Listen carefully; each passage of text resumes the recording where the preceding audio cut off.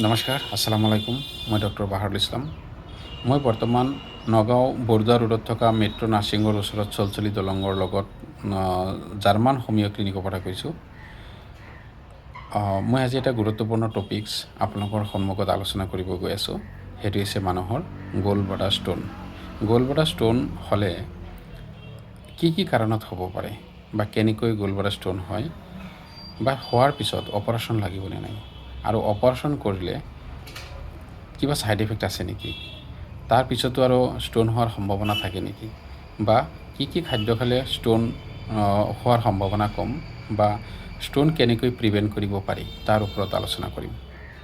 প্ৰথমতে জানি লওক যে গ'ল্ড ব্লাডাৰ ষ্টোনটোনো কি। যে আমি যেতিয়া মুৰ্গী এটা কাটো, মুৰ্গীত আপুনি ভিতৰত চাব পিত্তথলী এটা থাকে, যিটো খুব তিতা থাকে, নীলা কালাৰ থাকে, সেইটো আমি মানে পেলাই দিওঁ। এই পিত্তথলীটো হৈছে মানুহৰ গ'ল্ড ব্লাডাৰ, আৰু পিত্তথলীত থকা যিটো ৰস থাকে সেইটো হৈছে বাইল। সেইটো লিভাৰে বাইল চিক্ৰেট কৰে, আৰু সেইখিনি পিত্তথলীত আহি জমা থাকে। যেতিয়া মানুহে খাদ্য খায় তেতিয়া এই পিত্তথলীৰ পৰা এডাল চিবিৰি এটা নলী আছে, সেইটো দি গৈ পেলাই খাদ্যৰ লগত মিক্স হয় আৰু খাদ্য হজম হোৱাত সহায় কৰে। আৰু যেতিয়া এই পিত্তথলীটোত কিছুমান পৰিৱৰ্তন আহে তেতিয়া মানুহৰ গ'ল্ড ব্লাডাৰ ষ্টোন হয়। সেই পৰিৱৰ্তনখিনি কেনেকুৱা?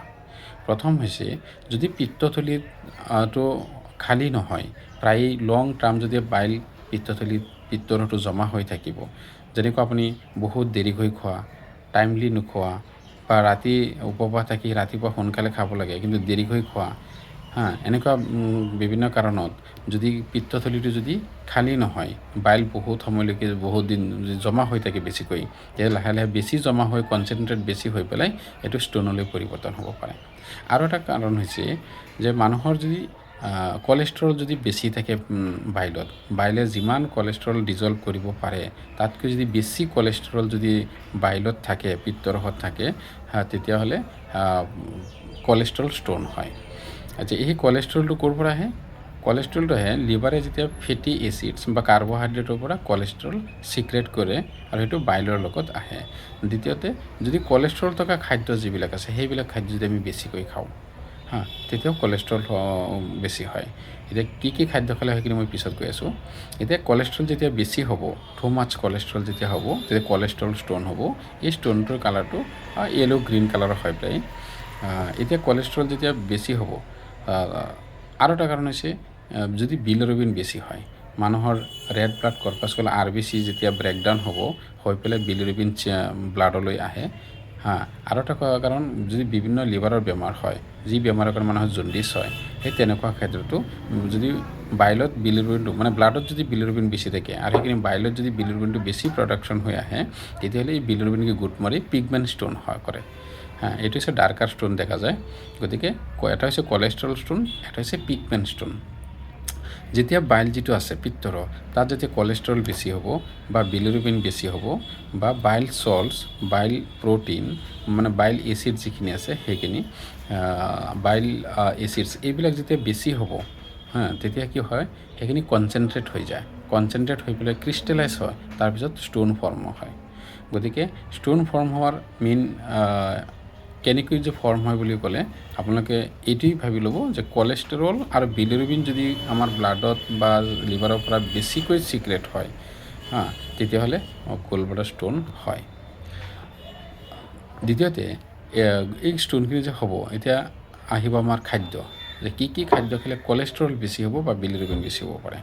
যে আজিকালি মানুহবিলাকে নেচাৰেলি খাদ্যবিলাক খোৱা দেখা নাযায়, বেছিভাগ খাদ্য মানুহে খায় আৰ্টিফিচিয়েলি।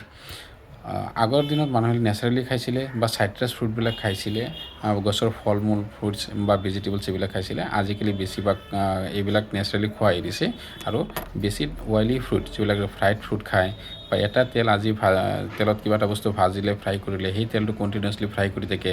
বজাৰত কচুৰি, পকৰি, গজা, চিংগাৰা, জিলাপি এইবিলাক যদি বেছি খায়, সেইবিলাক তেলটো বাৰে হিটত দিয়ে, তাত ট্ৰেন্সফেটৰ পৰা কলেষ্ট্ৰল হয়, ট্ৰাইগ্লিচাৰাইড বাঢ়ে। গতিকে এই খাদ্যবিলাক আমি খালে কলেষ্ট্ৰল বেছি হ'ব পাৰে, বা ৰেড মিট বেছিকৈ খালে, বা যিটো তেল থকা মাংস যদি খায় তেতিয়া হ'ব পাৰে, ডিমৰ কুহুম যিটো খায় সেইটো বেছিকৈ খালে হ'ব পাৰে। তাৰপিছত আৰু বিভিন্ন ফেটছ থকা যিবিলাক খাদ্য আছে সেইবিলাক হ'লেও কলেষ্ট্ৰল বেছিকৈ আহে। দ্বিতীয়তে মানুহ যদি বেছি অবেচিটি থাকে, যদি মানুহৰ ফেটি থাকে, মানুহৰ ওজন বেছি থাকে, ছাডেনলি ওজন কমাব যদি যায়, তেতিয়াও তাৰ পৰা চেল ব্ৰেকডাউন হৈ পেলাই তাৰ পৰা মানে কলেষ্ট্ৰল চিক্ৰেট হয়। গতিকে ওজন ছাডেনলি কমালেও মানুহৰ গলব্লাডাৰ ষ্ট'ন হয়। কিছুমান ফিমেল মানুহ আছে, তেওঁলোকে হৰম'নেল ৰিলেটেড হ'ব পাৰে, প্ৰেগনেঞ্চিৰ সময়তো হৰম'ন ইমবেলেঞ্চ হৈ পেলাই ষ্ট'ন হ'ব পাৰে, বা কিছুমান টেবলেট যদি প্ৰেগনেণ্ট প্ৰিভেণ্ট কৰাৰ কাৰণে খায়, তাৰ পিছৰ পৰাও মানুহৰ ষ্ট'ন হ'ব পাৰে। গতিকে এই ক্ষেত্ৰত আমি সজাগ হ'ব লাগিব যে আমি প্ৰেগনেণ্ট প্ৰিভেনশ্যনৰ কাৰণে কিবা টেবলেট খাই আছে নেকি, মানুহৰ ওজন ছাডেনলি কমাইছে নেকি, বা মানুহৰ অইলি ফুড বা এইবিলাক যিখিনি কলেষ্ট্ৰল থকা চ'ৰ্চ যিখিনি সেইখিনি বেছিকৈ খাইছে নেকি। যদি সেইখিনি খাই আছে, সেইখিনি যিমান পৰা যায় এৰি দিয়ক। আৰু এইখিনি এৰিব লাগিব। লগতে চাইট্ৰাছ ফ্ৰুট, যি কমলা, মৌচুমী, এইবিলাক বেছিকৈ খাব লাগিব। টেঙাজাতীয় ফল মূল বেছি খাব লাগিব, আৰু ডেইলি এটা আপেল খালে বেছি ভাল। এইখিনি যদি খায়, মানুহৰ ষ্ট'ন প্ৰিভেণ্ট কৰিব পাৰিব। এতিয়া কথা হ'ল, ষ্ট'ন হোৱাৰ পিছত অপাৰেশ্যন লাগিব নেকি। এতিয়া মই 20 বছৰ ধৰি ট্ৰিটমেণ্ট কৰি আছোঁ, যোৱা 19 বছৰত মই এটাও কেছ ভাল কৰিব পৰা নাই। যোৱা 1 বছৰৰ 6 মাহ আগতে মই 3টা কেছ ভাল হৈছে, আৰু এই 6 মাহৰ ভিতৰত ট্ৰিটমেণ্ট কৰি মোৰ ইয়াত প্ৰায় টোটেল 50টামান কেছ ভাল হৈছে। গতিকে মই যিটো দেখা পাইছোঁ, 6-7 mm যিবিলাক ষ্ট'ন থাকে, সেই ষ্ট'নবিলাক 3বাৰ ঔষধ দিলে, 3বাৰ বা 4বাৰ ঔষধ দিলে কমপ্লিটলি ভাল হৈ যায়। আৰু 10 mm লৈকে যদি থাকে, 7ৰ পৰা 10 mm লৈকে, তেতিয়া আৰু 5বাৰমান ঔষধ খাব লাগে। আৰু 10ৰ পৰা 15লৈকে থাকিলে টোটেল 6ৰ পৰা 8বাৰমান ঔষধ দিবলৈ কমপ্লিট ভাল হ'ব। আৰু 15ৰ ওপৰত যদি থাকে, আৰু তাত যিটো গলব্লাডাৰ আছে তাত যদি ইনফ্লেমেশ্যন থাকে, বা কিবা যদি পুজ জমা হোৱাৰ নিচিনা থাকে, তেতিয়াহ'লে সেইটো কি হ'ব, প্ৰথম এটা ড'জ দিম। এটা ড'জত যদি ইনফ্লেমেশ্যন নাইকিয়া হৈ যায়, বা ইনফেকশ্যন নাইকিয়া হয়, বা যিটো ফুলি আছে এনেকুৱা যদি নাইকিয়া হয়, আৰু ষ্ট'নটো যদি আগতকৈ 1 বা 2 কমি আহিছে, তেতিয়া কণ্টিনিউ যদি কৰা যায় 8-9 মাহমান, তেতিয়া কিউৰ হ'ব। আৰু যদি সেই প্ৰথম ড'জটোত নকমে, তেতিয়া অপাৰেশ্যন কৰিব লাগিব। আৰু 20ৰ ওপৰত গ'লে জেনেৰেলি অপাৰেশ্যন কৰাটো ভাল। এতিয়া অপাৰেশ্যন, ধৰক কোনোবা ক্ষেত্ৰত অপাৰেশ্যন লাগিলে, অপাৰেশ্যন কৰিলে, কৰাৰ পিছত আকৌ ষ্ট'ন হ'ব নেকি। এতিয়া কথা হ'ল, যিবিলাক মানুহ অপাৰেশ্যন কৰে, অপাৰেশ্যন কৰাৰ পিছতো যদি নিয়ম নীতি মানি যদি নাখায়, যদি চাইট্ৰাছ ফ্ৰুট যদি এইবিলাক যদি নাখায়, টেঙাজাতীয় ফল মূল একেবাৰে নাখায়, যদি নেচাৰেল যদি খাদ্যবিলাক নাখায়, বা বেছি গেছ হোৱা খাদ্যবিলাক বা কলেষ্ট্ৰল খাদ্যবিলাক যদি খায়, তেতিয়া লিভাৰে যিখিনি বাইল, পিত্তৰ যিখিনি ডেইলি চিক্ৰেট কৰি আছে, আগতে পিত্তথলীত জমা হৈ আছিলে, আৰু এতিয়া পিত্তথলীত জমা হোৱা নাই, পিত্তথলীটো যিটো কাটি দিয়ে, তাৰপিছত ডাইৰেক্ট যিটো CBD ডাক্ট আছে, সেইফালে গৈ পেলাই খাদ্যৰ পাকস্থলীৰ ওচৰত যিটো ডিউনেৰাম পাৰ্ট আছে, তাত পৰে, খাদ্যৰ লগত মিক্স হয়। কিন্তু যেতিয়া মানুহে দেৰিকৈ খাব, তেতিয়া এই পিত্তৰসটো আকৌ সেই নলীডালত জমা হৈ পেলাই নলীডালতো পাথৰ হয়। গতিকে সেই যেতিয়া নলীডালত পাথৰ হ'ব, সেইটো অপাৰেশ্যন কৰিলে বহুত টকাৰ প্ৰয়োজন হয় মানুহৰ, 1.5 লাখৰ ওপৰত খৰচ হয়, আৰু সেইটো অলপ ক্ৰিটিকেল অপাৰেশ্যন হয়। গতিকে এনেকুৱা ক্ষেত্ৰত মই বহুত কেছ পাওঁ যে অপাৰেশ্যন কৰাৰ পিছতো সেই নলীডালত পাথৰ হৈছে। গতিকে মানুহে অপাৰেশ্যন কৰাৰ পিছত খাদ্যবিলাক এনেকৈ খাব লাগে যাতে আমাৰ পাথৰ নহয়। গতিকে যাতে কলেষ্ট্ৰল জাতীয় খাদ্য এৰিব লাগিব, যিবিলাক অইলি ফুড, যিবিলাক হাই ফেটছ থকা যিবিলাক খাদ্য, বা বেছি ডিমৰ কুহুম যিটো, এইবিলাক, বা চল্টি ফুড, বা বজাৰত যিবিলাক ফাষ্টফুড পোৱা যায়, জাংক ফুড, এইবিলাক এৰি দিব লাগিব। আৰু আপেল বা চাইট্ৰাছ ফ্ৰুট, কমলা, মৌচুমী, এইবিলাক খাব লাগিব। খালে গলব্লাডাৰ ষ্ট'ন সাধাৰণতে নহয়। গতিকে মোৰ চেম্বাৰটো হৈছে Nagaon Chalchali, German homoeo' clinic, Bordowa ৰোডত আছে, মেট্ৰ' হস্পিটেলৰ ওচৰত। যদি কাৰোবাৰ 15 mm লৈকে পাথৰ আছে, গলব্লাডাৰ ষ্ট'ন আছে, তেতিয়া আহিব, নিশ্চয় ভাল হ'ব। আৰু মই যিকেইটা ভাল হয় সেইকেইটাহে ট্ৰিটমেণ্ট কৰোঁ। যিটো দেখোঁ ভাল নহ'ব, মই কেতিয়াও ট্ৰিটমেণ্ট নিদিওঁ, 1 টকাৰ মেডিচিনো মই নিদিওঁ। গতিকে আশা কৰিছোঁ যে গলব্লাডাৰ পাথৰ হ'লে আপোনালোকে ভয় খাব নালাগে, অপাৰেশ্যন নোহোৱাকৈ ভাল হয়।